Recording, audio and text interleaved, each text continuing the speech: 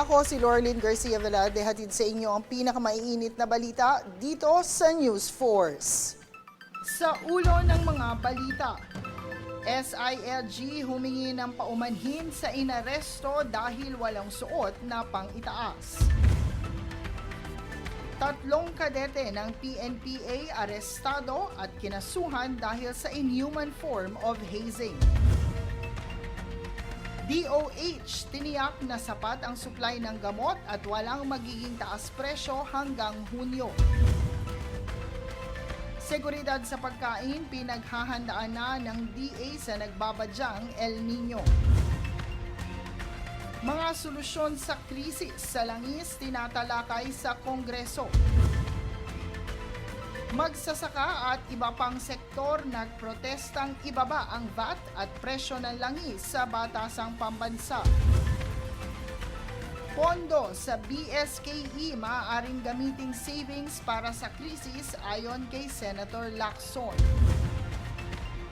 Cash aid para sa mga rider at TNVS driver palalawakin. Patas at pantay na balita, komprehensibong ulat para sa pulso ng masa. Ito ang News Force.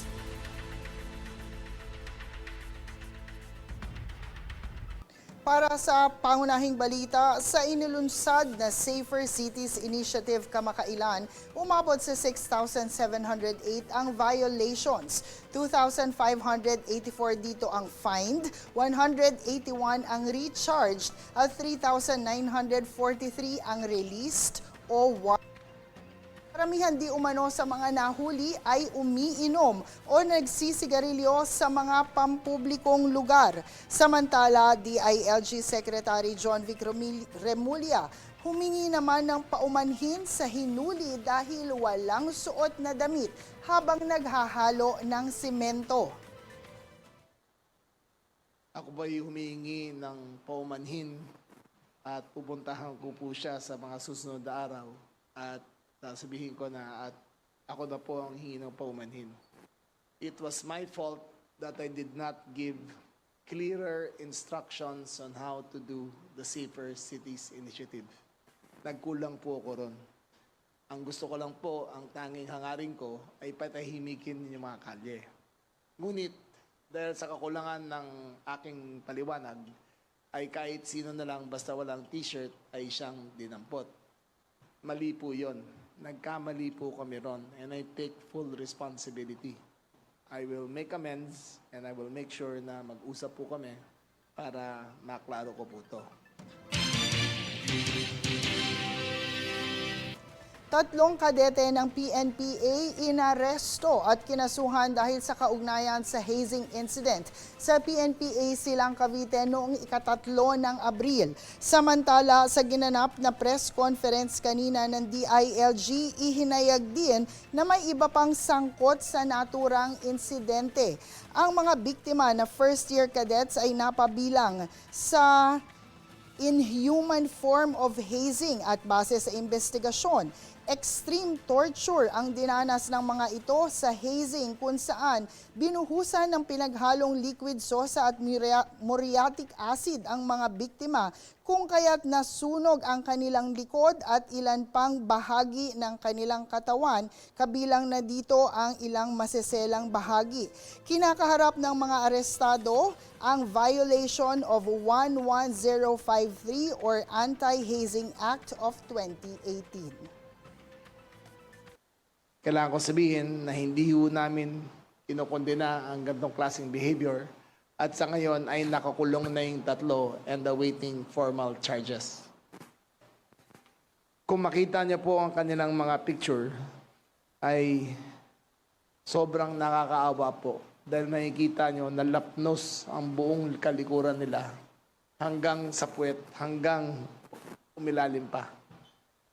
This is unacceptable.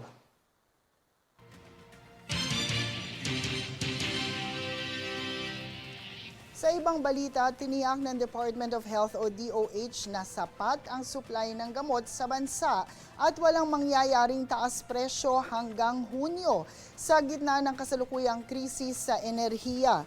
Nakausap na umano ng DOH ang pharmaceutical industry ukol sa sitwasyon ng gamot sa bansa at nangako ito na walang ipatutupad na taas presyo ngunit posibleng hanggang Hunyo lamang ito epektibo dahil na rin sa pagtaas ng presyo ng logistics. Tiniyak din ng DOH na linggo-linggo ang kanilang pagmomonitor sa 10 gamot kabilang na ang para sa hypertension, diabetes, kolesterol at antibiotics upang maiwasan ang posibleng pananamantala sa merkado. Samantala, maliban sa krisis sa langis, pinaghahandaan na rin ng Department of Agriculture o DA ang pagtitiyak ng seguridad sa pagkain sa nagbabadyang El Nino sa mga susunod na buwan. Ayon sa DA, ngayon pa lamang nakahanda na sila sa posibleng worst case scenario upang protektahan ang parehong food producer at consumer. Kasalukuyan din kasing humaharap sa malaking hamon na ang sektor, bunsod ng mataas na gastusin sa langis para sa kanilang makinarya, gayon din sa fertilizer na nakakaapekto sa produksyon ng agrikultura.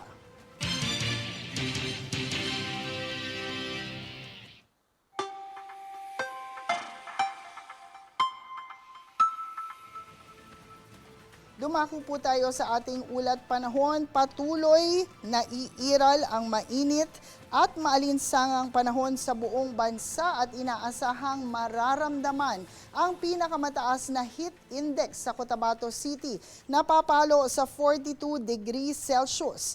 May tsansa rin ng pag-ulan maliban sa Northern Luzon dulot ng umiiral na ridge ng high pressure area. Samantala, huling namataan ang super typhoon sa labas ng Philippine Area of Responsibility o PAR na higit 2,500 kilometro sa silangan ng Visayas. Hindi ito nakakaapekto sa panahon ng bansa at may maliit na tsansa lamang na pumasok sa PAR. Susunod sa News Force. Hakbang upang masolusyonan ang krisis sa langis, tinatalakay sa Kongreso. Magsasaka at ibang sektor nagprotestang ibaba ang VAT at presyo ng langis sa batasang pambansa. Pondo sa BSKE maaaring gamiting savings para sa krisis ayon kay Senator Lacson. Manatiling nakatutok para sa higit pang mga balita sa pagbabalik ng News Force.